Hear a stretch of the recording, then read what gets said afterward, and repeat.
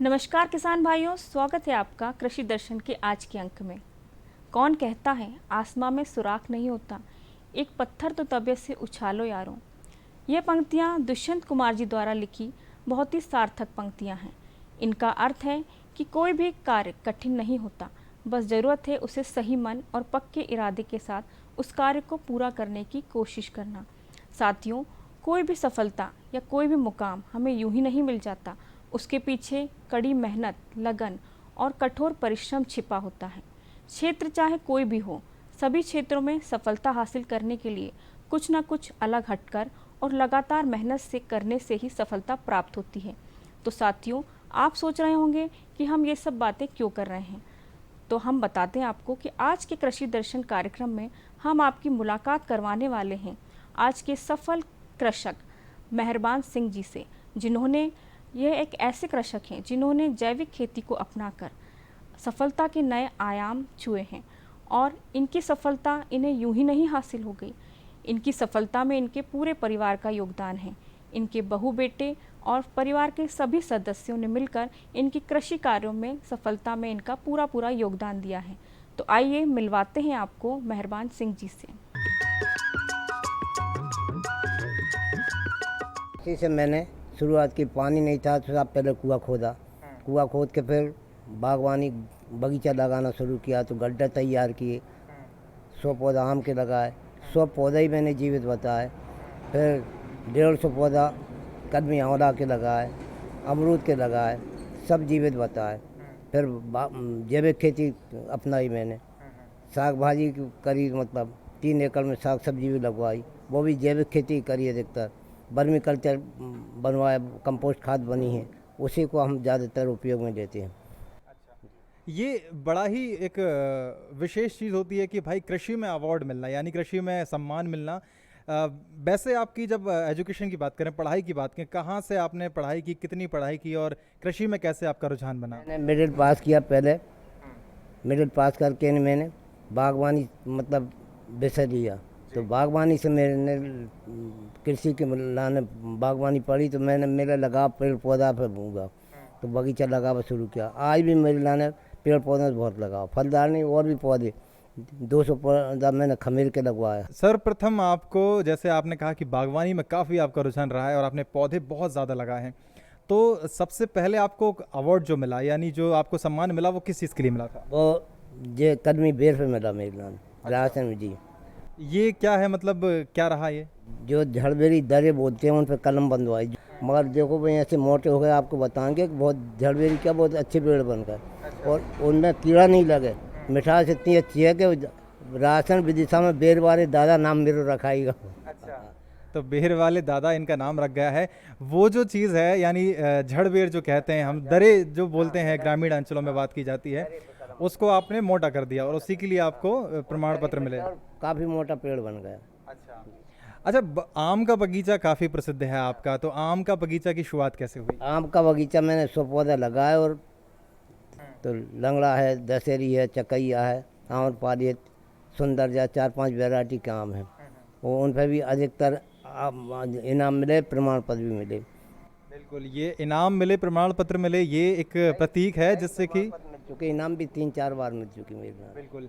अच्छा, आज के परिदृश्य को देखते हैं हम, परंपरागत खेती को आपने तो बिल्कुल देखा है, जिया है, यानी कि परंपरागत जो हमारी गेहूं हो गया, चना हो गया, मसूर हो गया, या फिर और भी जो खरीफ और रबी फसलों में लगाई जाती हैं, उससे आपकी पद्धति कितनी अलग है? यानी आप उद्यानिकी क्षेत्र में भी काम कर रहे हैं, सब्जियों भी कर रहे हैं आप, तो क्या देखते हैं आप, कौन सा सही तरीका है? और आज के परिदृश्य को देखते हुए किसान भाइयों के लिए आप क्या कहना चाहेंगे? सबसे ज़्यादा फायदा बागवानी और सब्जी में ही है। अच्छा जी। तो सब्जियों में जो परंपरागत हम जो भी करते आ रहे हैं, यानी कि गेहूं, चना, धान, जो भी धान का परिचलन काफ़ी ज़्यादा हो गया है हमारे क्षेत्र रायसेन की अगर बात करें, हम जहाँ बैठे हुए हैं। धान में लागत बहुत होने लगी, कीड़े। हाँ। अच्छा, सब्जियों में लागत का कैसे देखते हैं आप? सब्जियों में लागत कम है, आमदनी ज़्यादा है। अच्छा, धान में ज़्यादा लागत।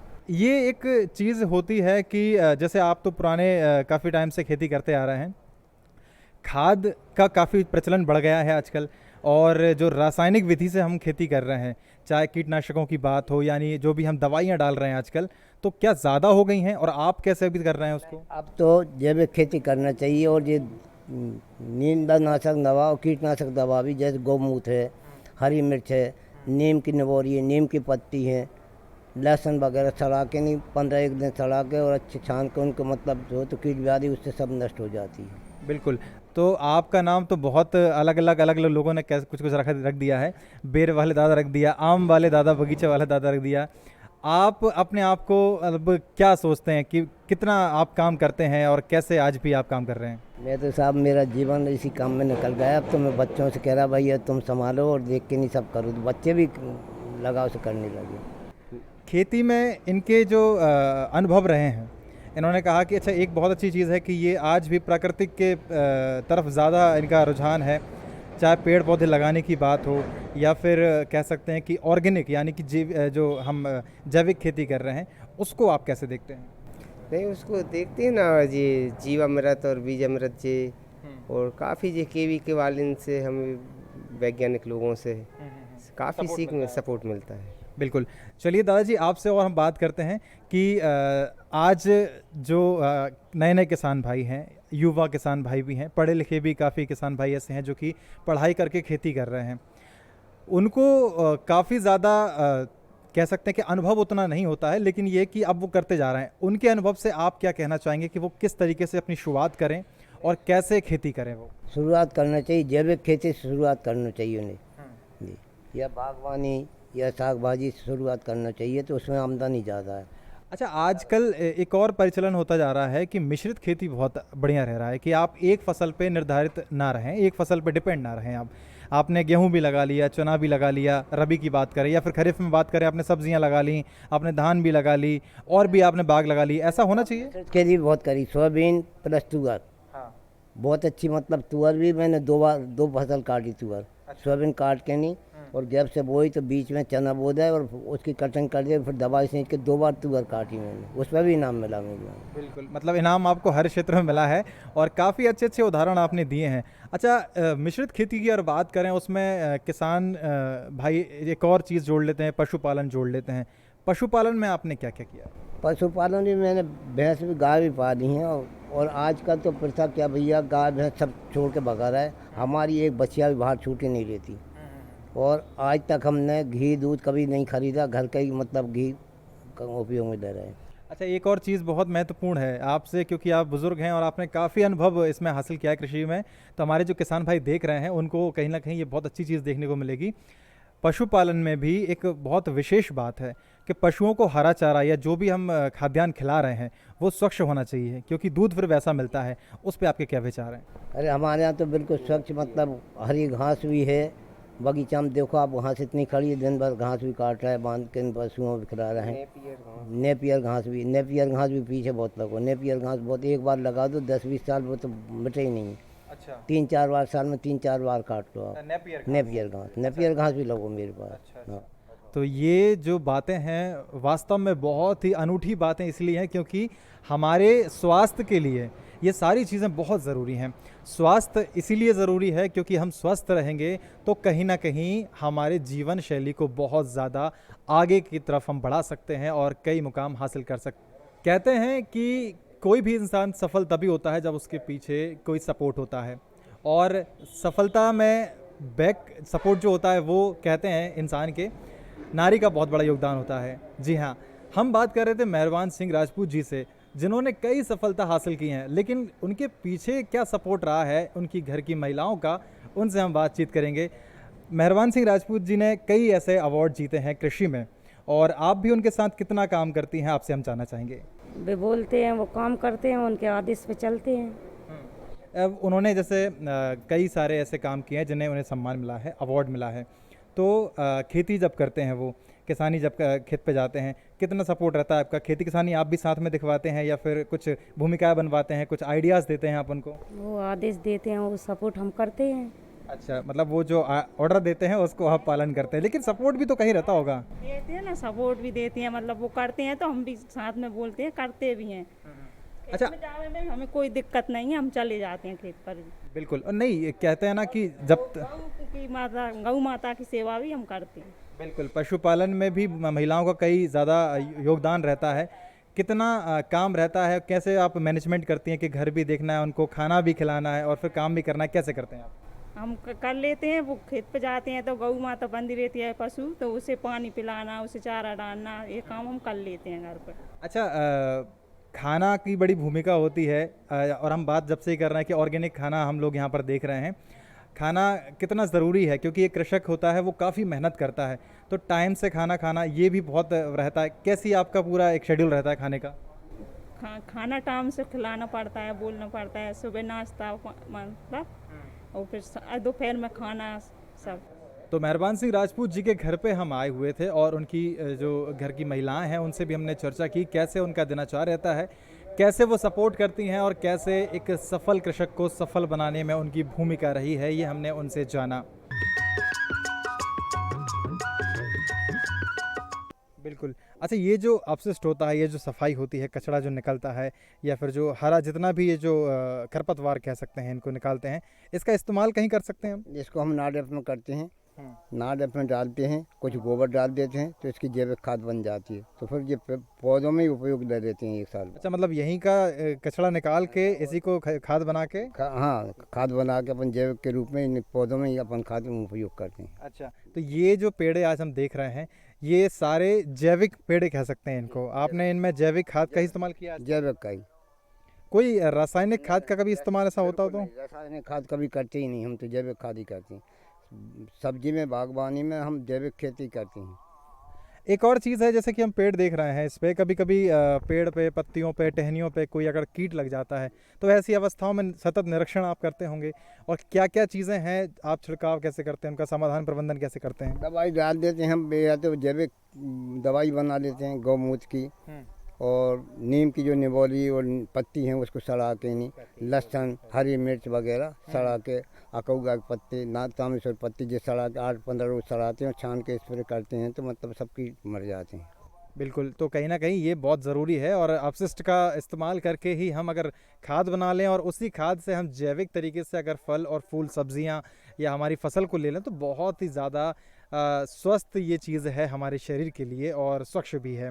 जैसे कि अभी बात हमने की कि इसी का खाद बनाया खरपतवार का और इसी को इस्तेमाल कर लिया, आप ऐसे खेती में भी इस्तेमाल करते हैं कोई चीज़? करते हैं नहीं, जई खाद खरपतवार का सब्जी वगैरह में भी डाल देते हैं, उससे भी लाभ मिलता है।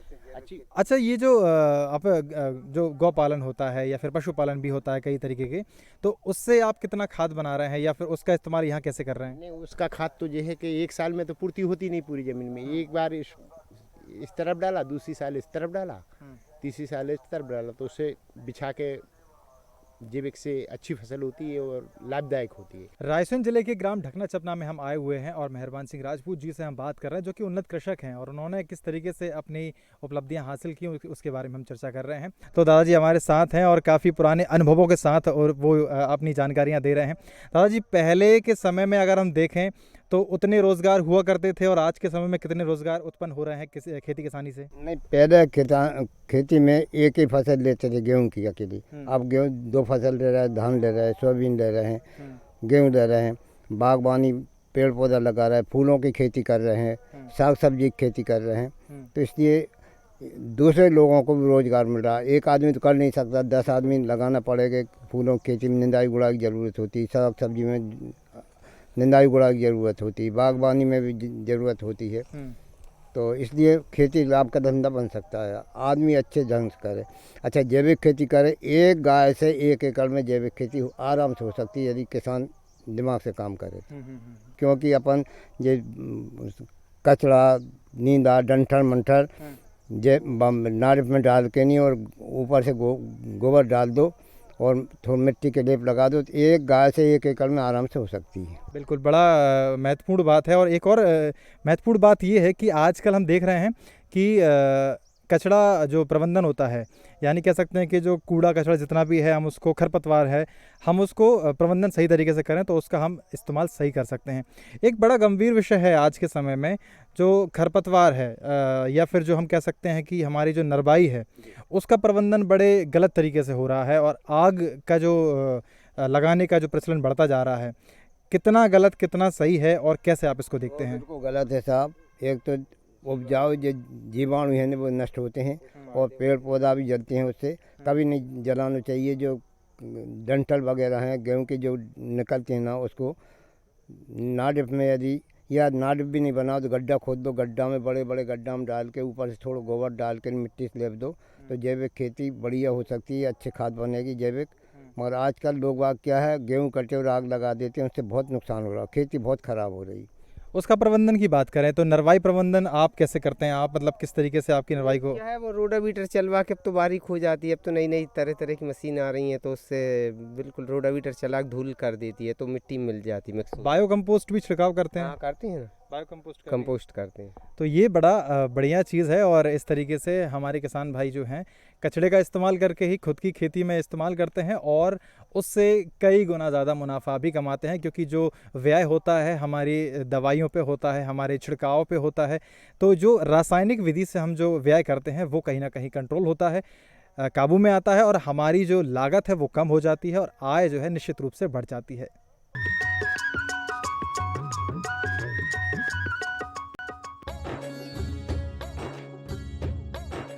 मैं डॉक्टर रूपेश जैन, वैज्ञानिक पशुपालन एवं पशु चिकित्सा, कृषि विज्ञान केंद्र दतिया।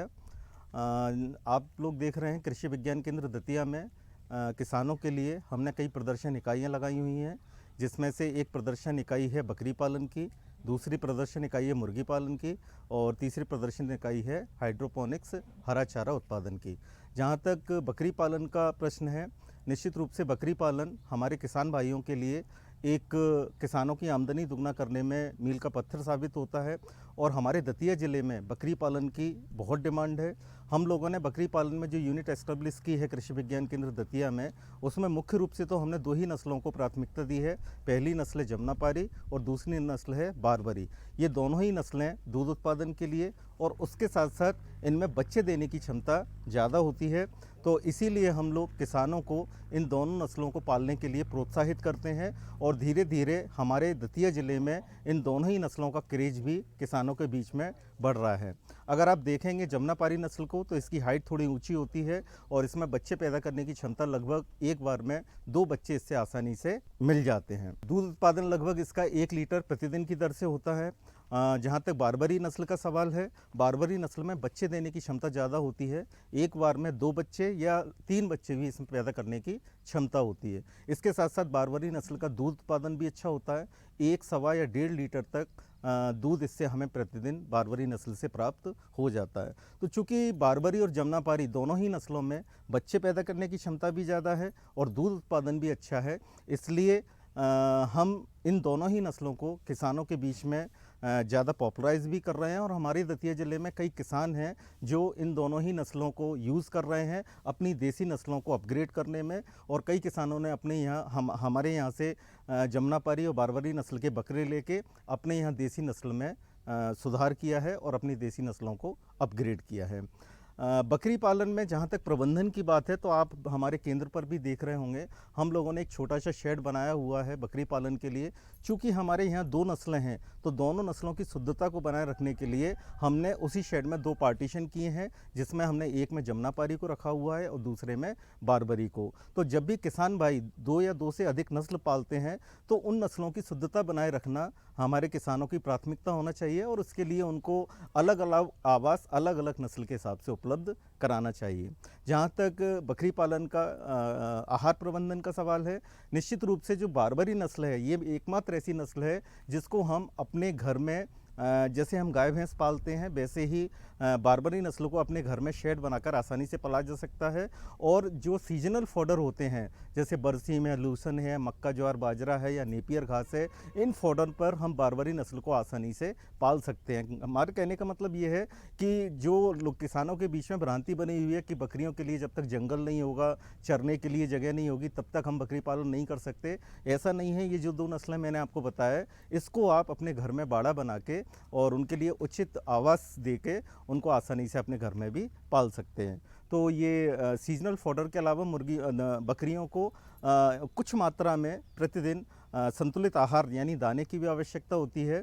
तो लगभग 200 से 250 ग्राम प्रतिदिन संतुलित दाना आवश्यक है, जिससे कि उनका प्रजनन सुचारू रूप से चले, उनका वजन सुचारू रूप से बढ़े और उनका दूध उत्पादन भी हमें मैक्सिमम प्राप्त हो। हम लोग यहाँ बकरी पालन, मुर्गी पालन और डेयरी पालन, इन सभी विषयों पर ये तीनों ही व्यवसाय, चाहे बकरी पालन हो, मुर्गी पालन हो, इन सबको एक व्यवसाय के रूप में एक स्टार्टअप दिया है और एक बहुत अच्छा काम हमारे किसान हमारे दतिया जिले में इन तीनों ही व्यवसायों को लेकर कर रहे हैं। कि मेन व्यवसाय हम कोई भी शुरू करें, चाहे पशुपालन में या किसी भी दूसरे सेक्टर में, उसमें रॉ मटेरियल हमें कहाँ से मिलेगा, ये हमारी प्राथमिकता रहती है। तो जब मैंने आपको बकरी पालन का बताया, तो बकरी पालन में हम किसानों को बताते हैं कि अगर केवल नस्ल सुधार आपको करना है अपनी देसी नस्लों में, तो उसके लिए आपको केवल अच्छी नस्ल का बकरे की आवश्यकता है। तो वो हम अपने यहाँ केंद्र से जहाँ तक प्रयास होता है हम किसानों को उपलब्ध कराने की कोशिश करते हैं। इसके साथ साथ मैं एक और बताऊँ, हमारे यहाँ बुंदेलखंड में एक नई नस्ल अभी तैयार की हुई है, जो ग्रासलैंड है हमारा Indian grassland forest research institute Jhansi में, वहाँ एक बुंदेलखंडी नस्ल की बकरी तैयार की गई है। उसका भी जो पैरामीटर है और परफॉर्मेंस है बहुत अच्छा है हमारे बुंदेलखंड के हिसाब से।